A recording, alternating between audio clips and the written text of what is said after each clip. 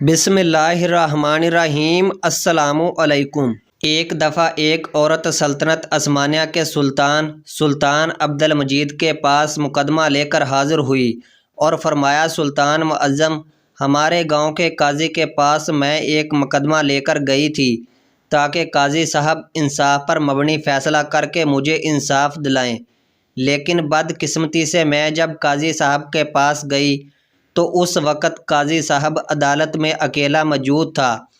قاضی صاحب میرے حسن کو دیکھ کر پاگل ہو گیا اور اس نے مجھے بدکاری کی دعوت دی۔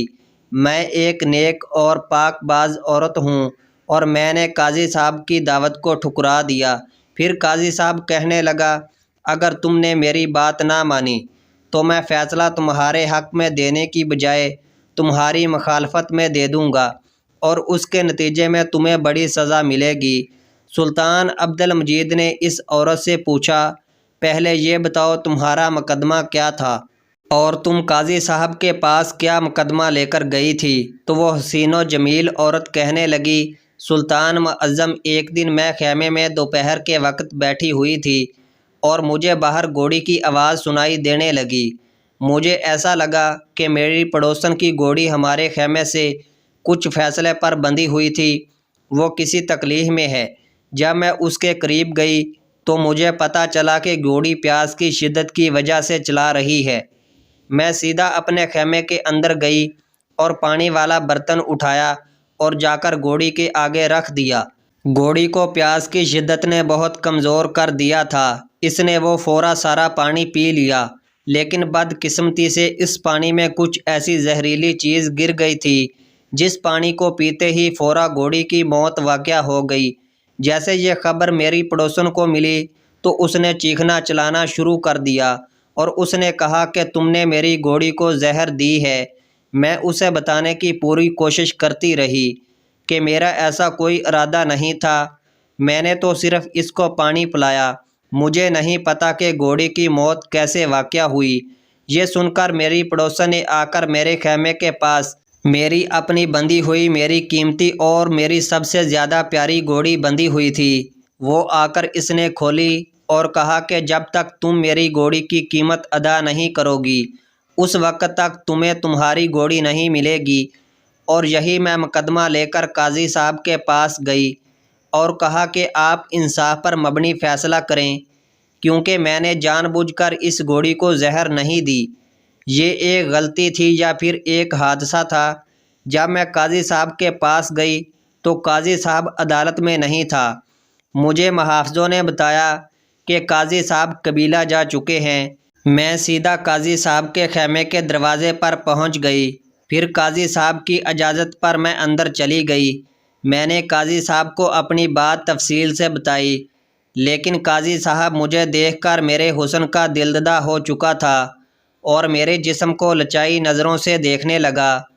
پھر قاضی صاحب نے کہا، اگر تم میرے ساتھ بستر پر کچھ وقت گزارو تو میں تیرے حق میں فیصلہ دے دوں گا۔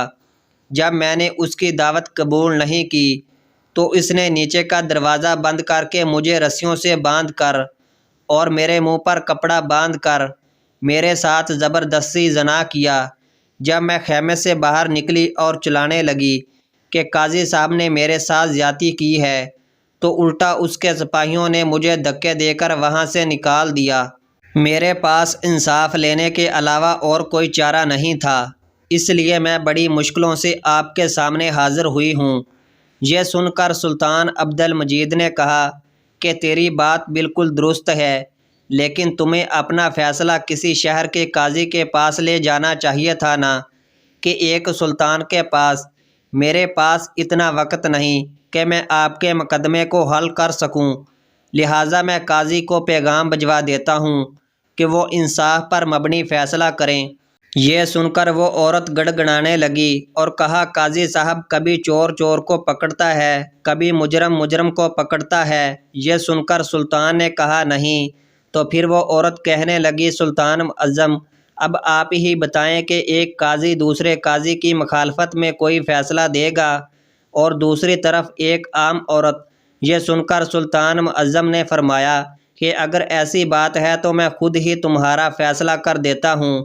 دوستو یہاں آپ کو سلطنت عثمانیہ کے عظیم سلطان کے بارے میں بتاتے چلوں۔ آپ سلطنت عثمانیہ کے 31ویں سلطان تھے جنہوں نے 2 جولائی 1939 کو اپنے والد محمود ثانی کی جگہ تخت سلطانی سنبھالا۔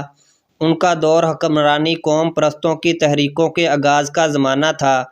سلطان نے عثمانیت کے فروغ کے ذریعے قوم پرستی کو روکنے کی ناکام کوشش کی، حالانکہ انہوں نے نئے قوانین اور اصلاحات کے ذریعے غیر مسلم اور غیر ترک اقوام کو عثمانی معاشرے میں ضم کرنے کی بھرپور کوشش کی۔ انہوں نے مغربی یورپ کی اہم سیاسی قوتوں برطانیہ اور فرانس کے ساتھ قریبی تعلقات استوار کیے اور انہی اتحادیوں کے ذریعے روس کے خلاف جنگ کریمیا لڑی۔ 30 مارچ 1866 کو معاہدہ پیرس کے ذریعے سلطنت عثمانیہ کو یورپی اقوام کا باقاعدہ حصہ قرار دیا گیا۔ عبد المجید کی سب سے بڑی کامیابی تنظیمات کا اعلان اور نفاذ تھا، جس کا آغاز ان کے والد محمود عثمانی نے کیا تھا۔ اس طرح 1839 سے ترکی میں جدید کا آغاز ہو گیا۔ اب اپنے موضوع کی طرف لوٹتے ہیں۔ سلطان عبد المجید کے حکم پر قاضی صاحب کو بلایا گیا اور چند ہی لمحوں بعد قاضی صاحب سلطان کے سامنے حاضر ہو گیا۔ سلطان عبد المجید قاضی صاحب سے مخاطب ہوا اور کہا، کیا یہ عورت سچ کہہ رہی ہے؟ کیا تم نے اس کے ساتھ بدکاری کی ہے؟ یہ سن کر قاضی صاحب فرمانے لگا، نہیں سلطان معظم، میں نے اس عورت کو ہاتھ تک بھی نہیں لگایا۔ پھر سلطان نے کہا، ایسی کیا وجہ کہ تمہارے ساتھ اتنے سخت الفاظ کیوں بول رہی ہے؟ اس کے پیچھے حقیقت کیا ہے؟ جب سلطان عبد المجید نے قاضی صاحب کے دلائل سنے تو اس نے کہا، سلطان معظم، یہ عورت میرے پاس مقدمہ لے کر آئی۔ میں نے اس عورت بات پوری توجہ اور تفصیل سے سنی اور میں نے ہی فرمایا کہ میں دوسری طرف کے بھی دلائل سنوں گا اور گواہان کی گواہی کے بعد اس مقدمہ کا فیصلہ ہوگا، اس لیے تم کل صبح میری عدالت میں حاضر ہو جانا۔ یہ سنتے ہی اس عورت کے تیور بدلنے لگے اور اس نے کہا کہ تم نے اگر میرے حق میں فیصلہ نہ کیا تو میں تمہیں بدنام کر ڈالوں گی۔ حتیٰ کہ اپنے حق میں فیصلہ دلوانے کے لیے اس نے مجھے اپنے جسم کی بھی پیشکش کی، پر میں نے جب اس عورت کی بات ماننے سے انکار کر دیا تو مجھے یہ بھی دھمکی دی کہ تم عورت کی طاقت کو نہیں جانتے۔ میں نے اس سے بار بار کہا کہ میں دونوں طرف کے دلائل سننے کے بعد انصاف پر مبنی فیصلہ کروں گا، لیکن یہ عورت جانتی تھی کہ یہ گناہ گار ہے اور اس نے واقعہ ہی اپنی پڑوسن کی گھوڑی کو زہر دے کر مارا ہے، کیونکہ اس کی گھوڑی پڑوسن کی گھوڑی سے کمزور اور کم خوبصورت تھی، اس لیے یہ اس سے حسد کرتی تھی اور اسے ڈر تھا کہ فیصلہ اس کے خلاف آنے کا، اور اس لیے یہ مجھے دھمکیاں دینے لگی۔ جب میں نے اس کی بات نہیں مانی تو اس نے مجھ پر گھناؤنا الزام لگا کر آپ کے پاس آ گئی۔ آپ چاہیں تو قبلہ والوں سے پوچھ لیں یا خیمہ کے دروازے پر موجود محافظوں سے معلوم کروا لیں۔ یہ سن کر وہ عورت کہنے لگی، سلطان معظم، وہ قبیلہ اس کا اپنا ہے، یہ اس قبیلے کا قائی ہے، اور بات رہی محافظوں کی، کیا وہ اپنے سردار کے خلاف گواہی دیں گے؟ اس لیے میں ان دونوں باتوں کو نہیں مانتی کہ اب آپ ہی بتائیں کہ ایک عورت اپنی عزت کو خاک میں ملا کر کسی مرد پر اس طرح کا گھناؤنا الزام لگا سکتی ہے، اور وہ بھی اپنے اتنے بڑے قاضی پر۔ اب سلطان عبد المجید دونوں کے دلائل سن چکا تھا، لیکن سلطان کی سمجھ میں ابھی تک کچھ نہیں آ رہا تھا کہ ان میں کون سچا ہے اور کون جھوٹا۔ اس عورت کے پاس نہ کوئی ثبوت تھا اور نہ ہی قاضی کے پاس کوئی ٹھوس ثبوت تھا جس سے ان دونوں میں کوئی بے گناہ ثابت ہو سکے۔ تھوڑی دیر سوچنے کے بعد سلطان عبد المجید نے حکم دیا کہ ایک بڑا سا برتن لے کر آؤ۔ سلطان کے حکم پر ایک بڑا سا برتن حاضر کیا گیا۔ پھر سلطان نے حکم دیا کہ اس میں چشمہ کا صاف، شفاف اور پاک پانی ڈالو۔ برتن میں آئینہ کی شفاف پانی ڈالا گیا۔ اس کے بعد سلطان عبد المجید نے قاضی صاحب کو حکم دیا کہ قاضی صاحب، آپ اس برتن میں لباس سمیت اپنے پورے جسم کو ڈبو دیں، یعنی اس طرح ڈبوئیں کہ جیسے آدمی چشمہ میں نہاتا ہے۔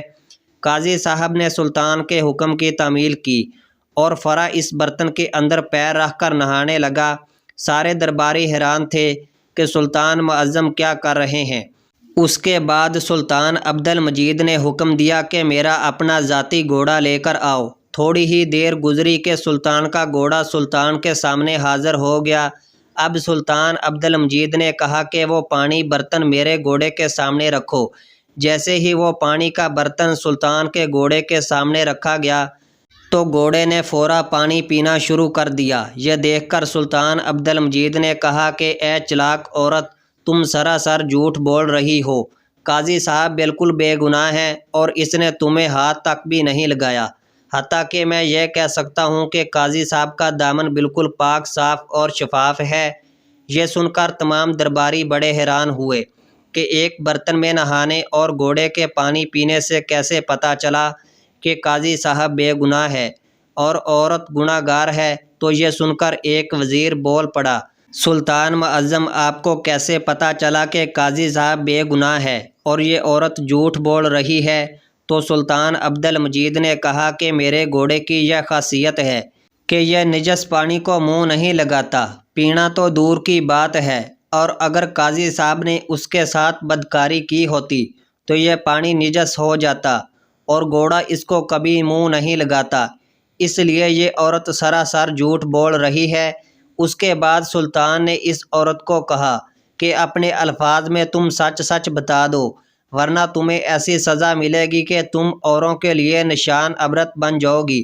جب عورت کے پاس اور کوئی چارہ نہ رہا تو اس نے سلطان عبد المجید اور تمام درباریوں کے سامنے اپنے گناہ کا اقرار کر لیا اور بتایا کہ جیسا قاضی صاحب نے کہا تھا ویسے ہی بات ہے، میں نے ہی اپنی پڑوسی کی گھوڑی کو زہر دے کر مارا ہے، اور اس سزا سے بچنے کے لیے میں نے قاضی پر یہ الزام لگایا۔